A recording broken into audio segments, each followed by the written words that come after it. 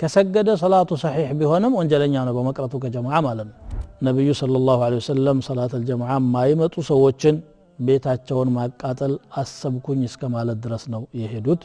የሚቀሩ ሰዎች ደግሞ የሙናፊቅ ባህሪ አለባቸው لما ثبت في صحيح مسلم من حديث عبد الله واجب النتوسا فرض العين نو فرض الكفاية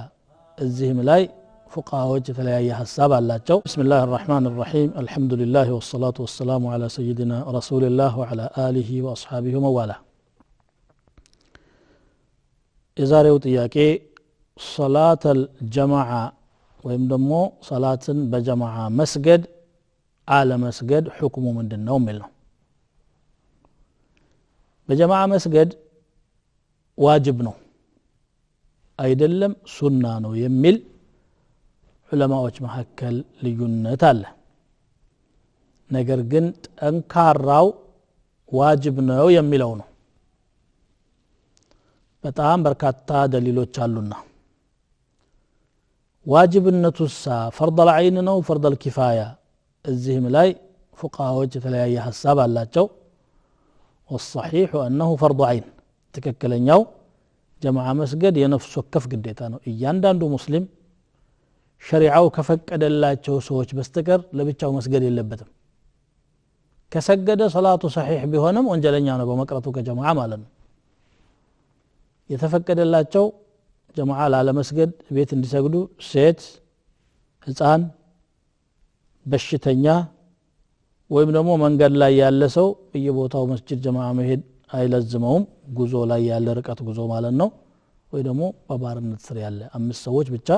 ናቸው ህፃናት መጀመሪያውኑ ሰላቱም ስለማይወጅብባቸው ጀማዓው ማይወጅብባቸውም ለማለማመድ እንጂ ሴቶች ቤት መስገዳቸው ይበልጣል ተብሏል ከዛ ውጪ ያለ ሰው ግን መስገድ ጀማዓ ሄዶ መስገድ ፈርድ ነው ግዴታ ነው ነብዩ ሰለላሁ ዐለይሂ ወሰለም ሰላተል ጀማዓ ማይመጡ ሰዎችን ቤታቸውን ማቃጠል አሰብኩኝ እስከ ማለት ድረስ ነው የሄዱት በጣም በርካታ አዲላዎች በዚህ ማዕና መጥተዋልና ፈርድ العين ነው ማለት ነው ፈርድ العين ከሆነ ደግሞ የቀረሰው ወንጀለኛ ይሆናል ሶላቱ ብቻውን ቢሰግድ ባጢል አይደለም ነገር ግን ወንጀለኛ ነው ለምን لقوله صلى الله عليه وسلم صلاة الجماعة أفضل من صلاة الرجل في بيته أو سوقه ب27 درجة أو ب25 درجة على اختلاف الروايات عند سو بجماعة مسجدو بهايا سبات وينم بهايا أمست درجة يبلتال ببيتو وين بسوقو كم يسجدو بمالت قلت أوتال رسول صلى الله عليه وسلم صلاة الجماعة فرض العين ነው ማንም ሙስሊም ከጀማዓ መቅረት የለበትም መስጂዶች የተሰሩትም ለዚህ ነው ጥሪ የሚደረገውም ለዚህ ነው የአላህን ጥሪ መቀበል የያንዳንዱ ሙስሊም ግዴታ ነው አይነ ስውሩ እንኳን ሰሃቢ አብዱላህ ኢብኑ ኡም መክቱም እንደሚያውኝ እኔ አይነ ስውር ነኝ የሚመራኝም ሰው የለኝምና አዛን ሲባል መቅረት እችላለሁ ሆይ ሲላቸው አተስማዑ النداء አሉት አዛን ሰማ የለም አዎ አላቸው اذن فاجب እንዳ ከሆነ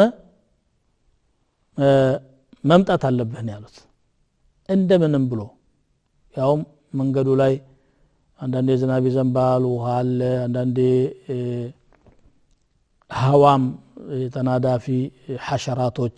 ነፍሳቶች አሉ እንደ ባብ እንደ ጊንጥ አይነ ስውር ነው አያይም ይሁሉ ያለ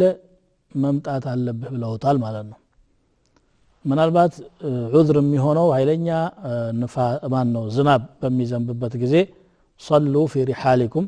በያላችሁበት ስገዱ ብሎ ያሳወጁበት ሁኔታ ከነብዩ ሰለላሁ ዐለይሂ ወሰለም ተገኝቷል ያ ይፈቀዳል